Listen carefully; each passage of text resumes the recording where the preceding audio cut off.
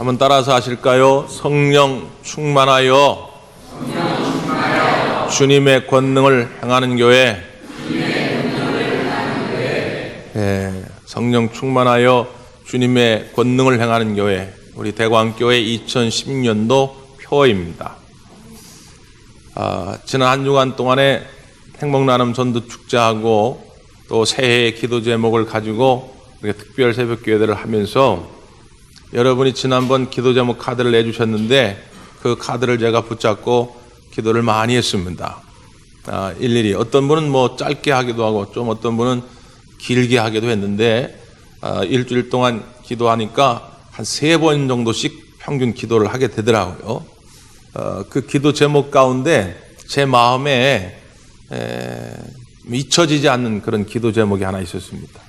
우리 청소년 학생 가운데 하나가 쓴 기도의 제목인데 뭐라고 써놓았냐면, 예수님, 내가 예수님을 믿는다는 것이 자랑스럽게 여겨지게 하여 주옵소서. 이런 기도 제목입니다. 내가 예수님을 믿는다고 하는 것이 자랑스럽게 여겨지게 하여 주옵소서. 참 많은 것을 생각하게 하는 기도의 제목입니다. 여러분에게 한번 묻고 싶습니다. 여러분은 예수님을 믿는 것이 자랑스러우십니까? 네. 여러분은 우리 대광교회에 다니는 것이 자랑스러우십니까? 네. 여러분은 여기 있는 담임 목사와 함께 목회하고 같이 신앙생활하는 것이 자랑스러우십니까? 네.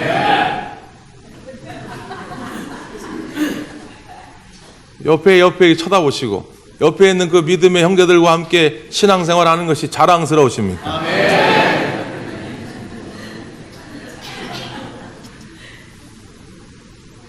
그러면 정말인지 아닌지 이번 전도축제 때 보겠습니다.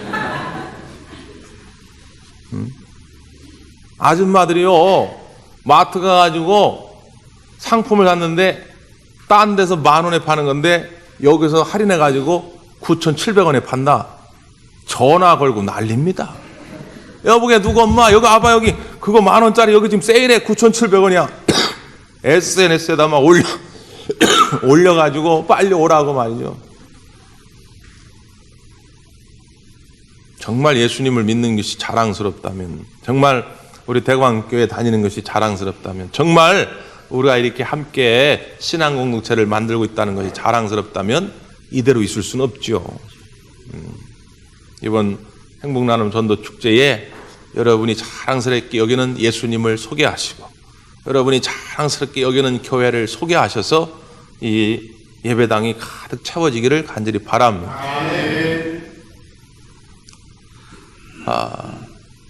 예수님께서 제자들을 양육을 하셨는데 성경에 보면 참 이해할 수 없는 것이, 예수님을 그렇게 코앞에 놓고 보면서 예수님이 행하시는 이적도 직접 보면서 그렇게 살았는데도 불구하고 참 제자들이 왜 그랬을까?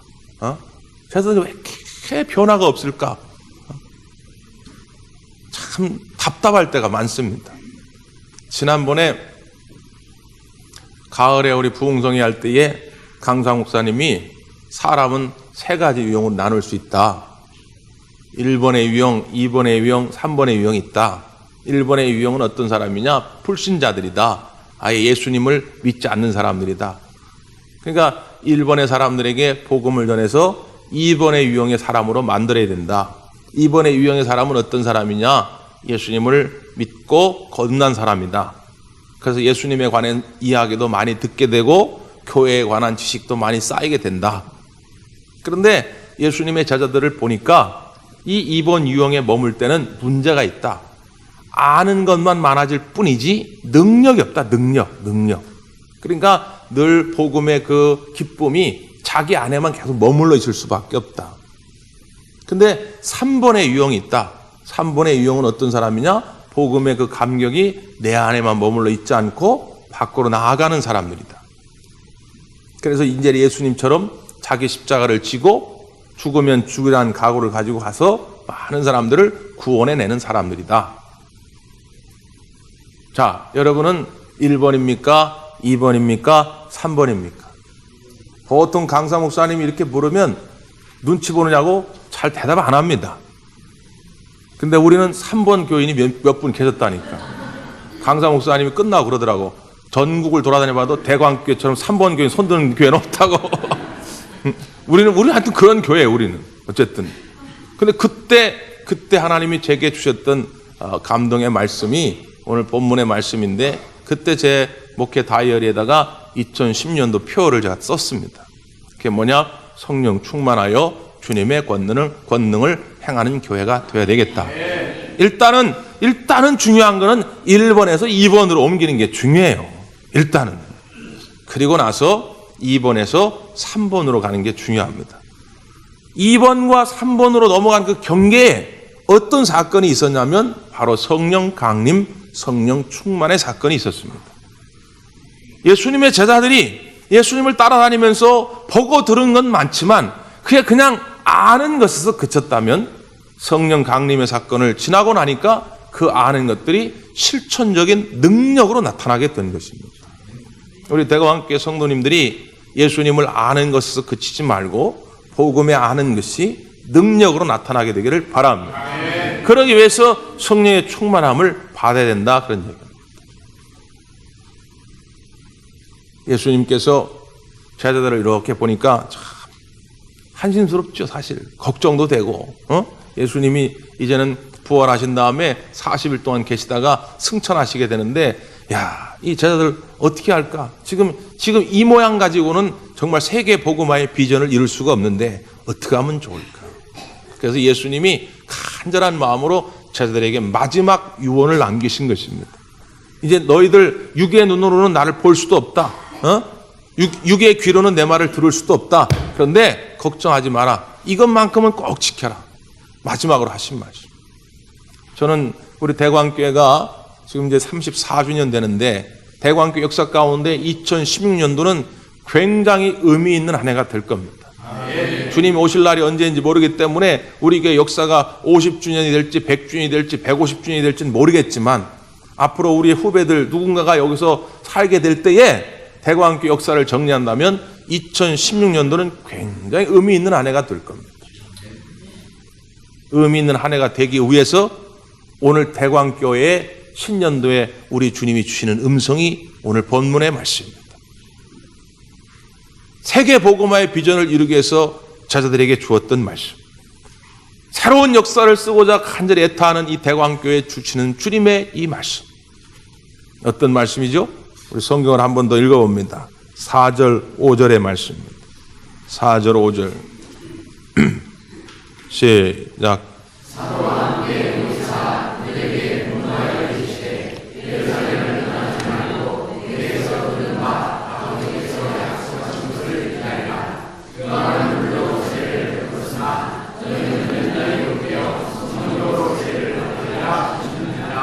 아멘. 세 가지로 요약할 수 있죠. 첫째는 예루살렘을 떠나지 말라. 두 번째, 약속하신 것을 기다려라. 세 번째, 성령의 세례를 받으라. 이 말씀입니다. 예루살렘을 떠나지 말라. 무슨 말입니까? 지금 제자들 가운데에는 겁이 나서 도망치고 싶은 사람도 있을 것이고, 또 어떤 사람은 어떤 육신적인 의욕이 앞서가지고 지금이라도 우리 나가가지고 복음을 전하자, 뭐 그런 마음을 먹은 사람도 있겠죠. 그러나 이러나 저러나 지금은 안 된다. 너희들 지금 나가가지고는 백전백패다. 그러니까 예루살렘 떠나지 마. 지금은 약속하신 것을 기다릴 때다. 그 약속하신 것이 뭐냐? 성령의 세례 아니겠습니까? 무슨 말이에요? 너희들이 하나님의 일을 하고자 하면 성령의 세례를 받아야 된다. 성령의 충만함을 받지 아니하면 하나님의 일을 할 수 없다는 것입니다. 이걸 거꾸로 뒤집어 이야기하면 이렇게도 이해가 됩니다. 무슨 말이냐? 이 세상에 능력이 없다고, 세상 사람들이 보는 것처럼 돈이 없고 지식이 없고 재주가 없다고 절망하지 마라. 성령이 임하기만 하면 너희들을 통하여 이 세상은 뒤집어질 것이다. 너희들을 통하여 이 세상의 복음화의 비전이 이루어지게 될 것이다. 이런 말입니다. 그러니까 오늘 우리가 이렇게 모여서 주님이 주신 꿈을 꿉니다. 대광교회가 가지고 있는 한계가 분명히 있죠. 대광교회가 할 수 없는 일들이 분명히 있습니다. 그런데 그것은 우리들의 기준이고 2016년도에 성령께서 강력하게 우리를 붙들어 쓰시고자 한다면 우리의 한계를 뛰어넘어 하나님의 위대한 역사들을 만들어갈 줄 믿습니다. 예루살렘을 떠나면 안 됩니다. 이번 이 행복나눔 전도 축제는 어떻게 보면 바로 약속하신 성령을 기다리는 그런 시간입니다. 아니 하나님 그냥 주실라면 그냥 주시면 되지 뭘 기다리나 이렇게 여러분 말씀할지 모르겠는데 성령은 인격적이신 분입니다. 성령은 무생물의 존재가 아니에요. 성령님은 늘 인격적으로 우리와 교제하기를 원하시는 분입니다. 목사가 신방을 갔는데 어떤 분은 집사님 그러면 아유 목사님 오셨냐고 그냥 반겨주고 말이죠. 방석을 준비해서 아유 목사 앉으시라고 더우신데 물 한 잔에 물도 갖다 주고 그런 목사가 말이죠. 그런 집에 자꾸 가고 싶지요. 근데 어떤 집은 집사님 그럼 문도 안 열어줘. 예를 들어서요. 우리 교회 그런 사람이 있다는 얘기 아닙니다. 예를 들어가지고 문도 안 열어줘. 누구세요? 아예 목사예요. 신방 왔어요. 뭐하러 오셨대요? 필요 없어요. 가세요. 내가 목사만 아니었으면 그냥 사람 마음이 그렇잖아요. 사람 마음이. 성령님은 인격적이신 분이다. 우리와 교제하기를 원하신다 그 말이에요. 성령님 오세요. 제 마음의 방에 오세요. 아유 성령님 오셨어요. 성령님 감사합니다. 성령 환영합니다. 기대합니다. 간절히 구할 때에 성령님이 강하게 역사하신다 그 말이에요. 그런 마음을 기다리라. 그러니까 이번 행복나눔 전도축제에 우리가 그런 마음으로 기다리는 겁니다. 그런 마음으로 참여하는 거예요. 그러면 성령께서 여러분을 붙잡아 주실 것입니다. 또 하나 간절히 기다리라 이 말 속에는 우리가 순복할 만한 준비가 돼 있냐 그 말이죠.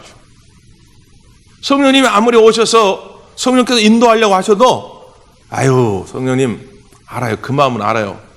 알겠는데 지금은 내 마음대로 해야 됩니다. 성령님 이 부분에서 잘 모르시잖아. 이건 내 사업이에요. 이건 내 경영이에요. 이건 이렇게 해야 합니다. 이 내 마음 안에서 항상 두 가지가 싸우거든요. 근데 성령님이 아무리 나를 인도하시려고 해도 내가 계속 그걸 거절하고 악한 영을 따라 살아가게 되면 의미가 없어. 보십시오. 오늘 예수님이 이 약속의 말씀을 하시고 10일의 세월이 지나갑니다. 10일의 시간. 보통 이제 뭐 하루 이틀은 하겠죠. 아무리 믿음이 없어도 예수님이 예루살렘을 떠나지 말고 약속한 것을 기다려라 할 때에 하루 이틀 정도는 하겠죠. 근데 3일이 됩니다. 4일째가 됩니다. 5일째가 됩니다. 6일째가 됩니다. 보통 사람이 한 6일쯤 되면 이 회의감이 옵니다. 물론 그 중에 이제 믿음이 강한 사람도 있겠지만 믿음이 약한 사람들부터 이제 불평이 시작됩니다. 야 이게 뭐냐? 약속하신 것을 기다리라고 해가지고 우리가 이 마가의 다락방에 이 답답한데 지금 120명이 모여가지고 죽으라 기도하는데 뭐 아무런 변화가 없잖아. 이게 뭐냐? 예수님 거짓말 하신 거 아니야? 분명히 그렇게 한 사람들이 생긴단 말이에요. 교회 공동체 안에도 꼭 그런 사람이 있어요. 근데 다행히 초대교회 성도들은 6일이 지나고 10일이 지나고 그 10일이 되는 동안 그 누구도 불평하지 않고 오직 약속하신 것을 기다리며 기도하기에 전념했다는 것입니다. 그러니까 10일째가 되는 날을 오순절 날인데 성령의 충만한 역사가 이 마가의 다락방에 나타나게 된 줄 믿습니다. 그런 마음이 우리에게 준비되어 있냐. 지난 시간의 역사 동안에 나의 인생을 통하여 하나님이 크게 역사하지 아니했을지라도 나는 대광교회 다닌 지 10년, 20년이 넘었지만 대광교회 다니면서도 그런 하나님의 큰 은혜를 내가 맛보지 못했을지라도 하나님 이번만큼은 이번 행복나눔 전도축제를 통하여 보내주신 강사님들을 통하여 말씀이 선포될 때마다 내 심령이 새로워지게 하시고 내 인생이 바뀌어지게 하시고 우리 대광교회 놀랄만한 부흥의 역사가 일어나게 될 줄 믿습니다. 이렇게 사모하는 마음으로 은혜 받을 준비가 돼 있냐고. 그런 기다리는 마음이 있어요. 이번 행복나눔 전도축제를 통하여 정말 우리 대광교회는 새로운 부흥의 역사가 나타나는 계기가 되기를 바랍니다. 그렇게 사모했더니 하나님이 그냥 넘어가시지 아니하고 그 약속하신 것을 부어주시는데 어떤 일들이 벌어졌냐면요. 2장에 사도행전 2장의 말씀입니다. 2장 4절 말씀입니다. 2장 4절 다 같이요. 시작.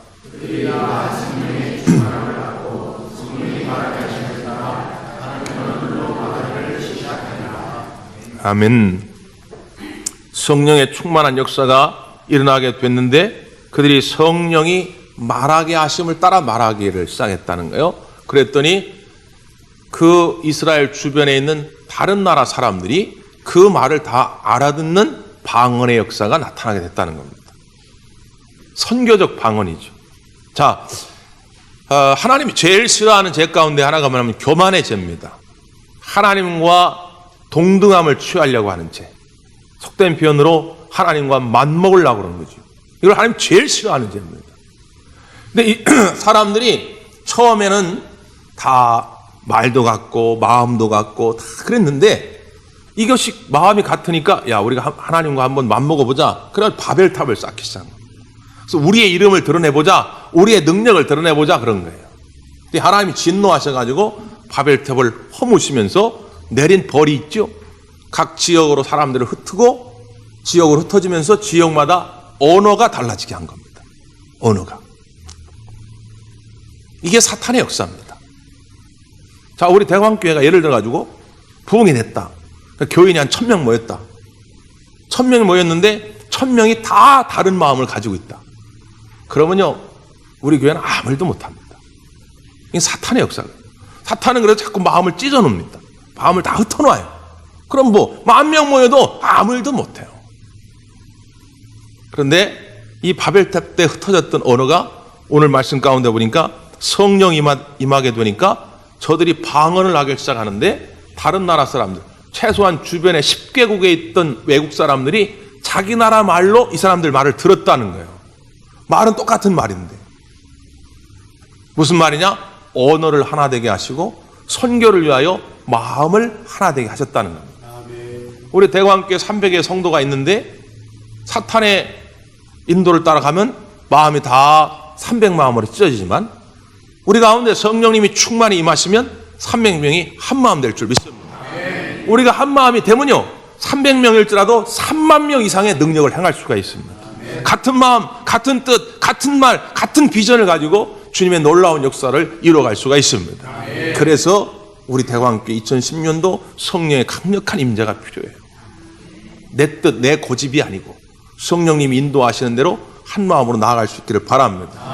자, 결론입니다. 그렇게 될 때 어떤 일들이 벌어지냐? 다시 본문 8절입니다. 1장 8절 시작.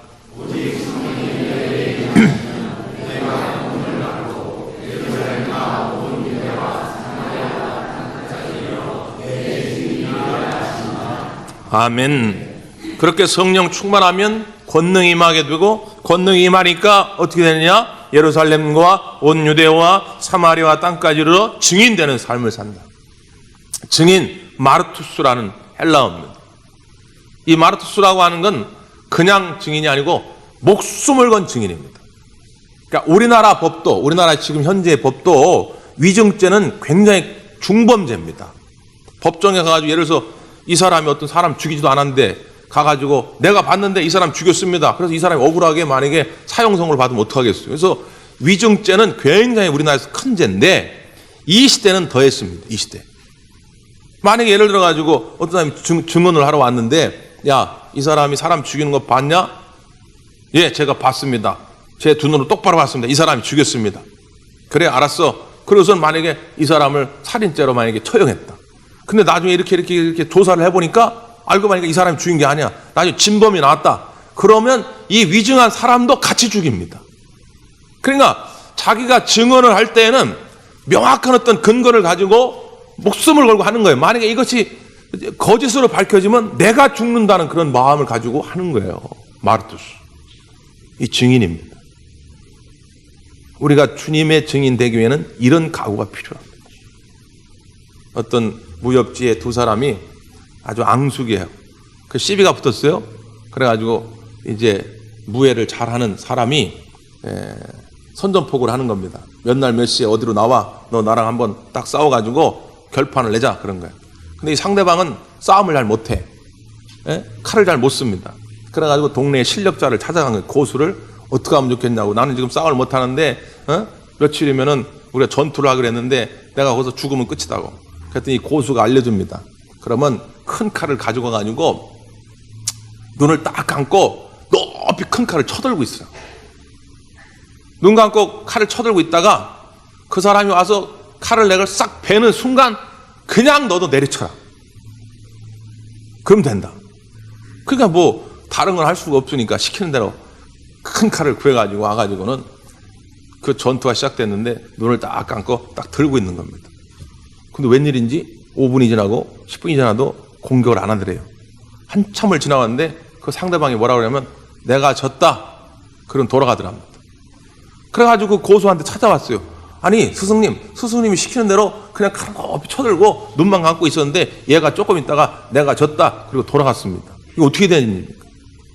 야, 눈 감고 칼을 들고 있던 거는 나 죽고 너 죽고 같이 죽자는 얘기다. 그러니까 걔가 겁이 나가지고 도망가. 아니 살자고 싸워야 이게 싸움이 되는데 같이 죽자는데 아니 겁이 나가지고 싸울 수가 없어 도망간 겁니다. 여러분 세상 일도 죽자고 덤벼들면 못할 일 없습니다. 우리가 주님의 일을 감당하고자 할 때에 주님의 증인이 되고자 할 때에 죽으면 죽으라는 마음을 가지고 하면 두려울 게 없어요. 몇 주 전에 우리가 성탄절날 KBS에서 주기철 목사님 그 순교 일대기를 다큐멘터리로 보여주더라고요. KBS가 못한 일도 많지만 그런 건 잘해.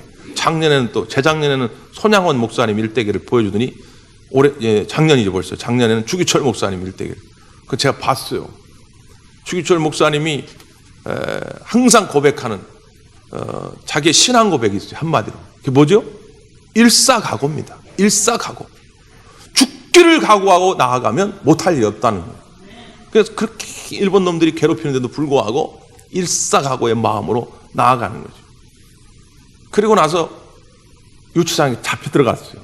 근데 제가 아직도 그 다큐멘터리 중에 잊지 못하는 장면이 있는데 재연을 한 거죠. 배우들이 재연을 한 건데 주기철 목사님 잡혀 들어가니까 교회가 이제 지도자를 잃었잖아요. 그런데도 우왕좌왕하지 않고 그 교회 장로님 가운데 한 분이 나와가지고 계속 찬송을 불러. 주일마다 찬송을 부르고 막 하는 거예요. 근데 일본 순사들이 이 앞에도 이렇게 쭉 서 있고 이렇게 줄 가운데도 일본 순사들이 이렇게 서 있는 겁니다. 서 있는데도 그냥 찬송을 불러. 시온성과 같은 교회 흔들 자가 누구랴 막 불러. 그러니까 일본 순사들이 듣고 기분이 나쁘잖아요. 그러니까 찬송을 부르고 있는데 가가지고 그냥 몽둥이로 막 때려. 이게. 다큐멘터리 보면 제가 얼마나 참 가슴이 아픈지. 그럼에도 불구하고 여러분 옆에서 지금 찬송 부르는데 누가 와가지고 막 때린다고 생각해 보시죠. 그러면 여기서 도망갈 분 많을지도 몰라. 근데 우리 믿음의 선배들이 그렇게 일사각오, 죽으면 죽으리라는 각오로 교회를 지켜냈기 때문에 한국교회가 이런 놀라운 부흥 역사를 이룬 줄 믿습니다. 우리에게 지금 필요한 것이 그것입니다. 성령께서 우리 가운데 임하게 되면 그런 담대함이 생깁니다.